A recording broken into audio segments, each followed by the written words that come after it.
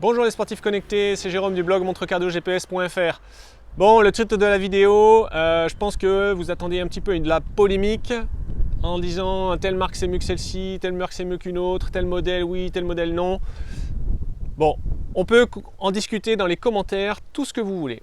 Moi, ce que je voudrais, c'est que vous n'achetiez jamais la montre qui vous a été recommandée par votre pote. Alors je vous explique. Quelqu'un qui vous, si vous prenez conseil auprès d'un ami qui a une montre GPS et qui vous dit mais attends, mais achète celle-là, je l'ai, elle est géniale. Ou bien achète celle-là, je l'ai, elle fait tout. Ouais, ben non, c'est pas un argument ça. Et vous ne devez pas acheter cette montre. Vous devez d'abord savoir et définir vos besoins. Parce que ça, je le vois également sur les forums, sur les groupes Facebook. Je ne suis pas un héros, mais j'ai une. Garmin, Polar, Suunto, Coros et autres. En fait, il y a des gens qui viennent chercher des conseils. Donc ils disent, tiens, je cherche une montre GPS, j'en ai jamais eu, ce serait ma première. Ou bien, j'avais telle montre avant et je voudrais en changer.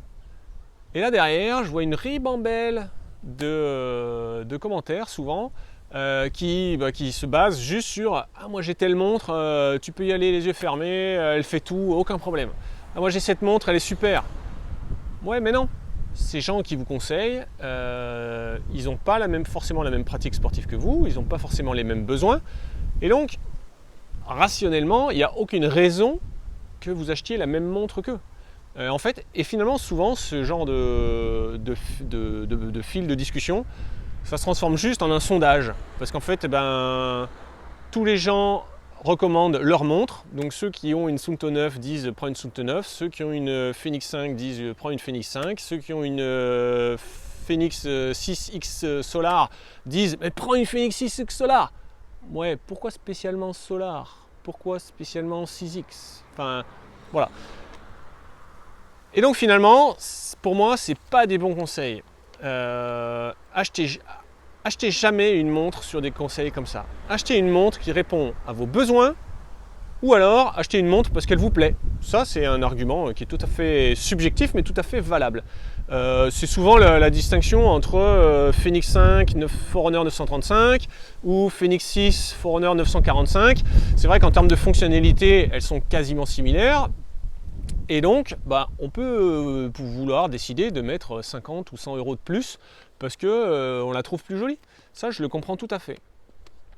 Mais d'abord, affinez vos besoins pour être sûr que la montre qu'on vous propose répond à vos besoins et que vous n'êtes pas en train de dépenser 2 fois plus qu'il ne faut parce que ça se trouve, une montre à 300 euros répondrait totalement à tous vos besoins et qu'on vous recommande que des montres à 600 euros parce qu'elles sont géniales. Bon.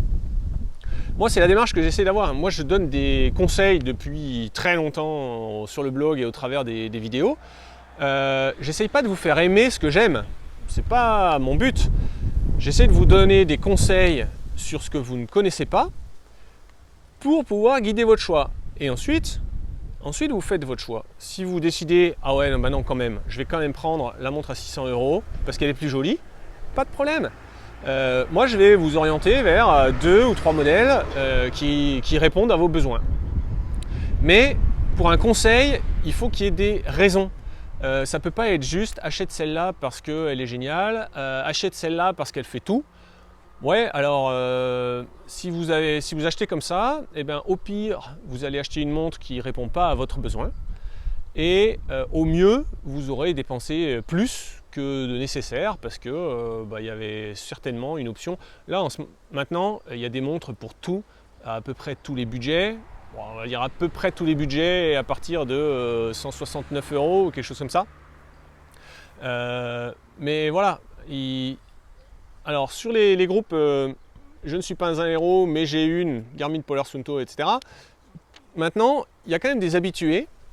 Et il y a des membres qui ont bien compris ma démarche et qui l'appliquent. C'est-à-dire que maintenant, sur ces groupes-là, dès que quelqu'un dit « Tiens, je cherche une montre, une première montre GPS, je ne sais pas quoi acheter », en général, le premier ou le deuxième commentaire, c'est « Attends, c'est une montre pour quoi faire? Tu fais quoi comme sport? C'est quoi tes objectifs? C'est quoi ton budget ?» Bon.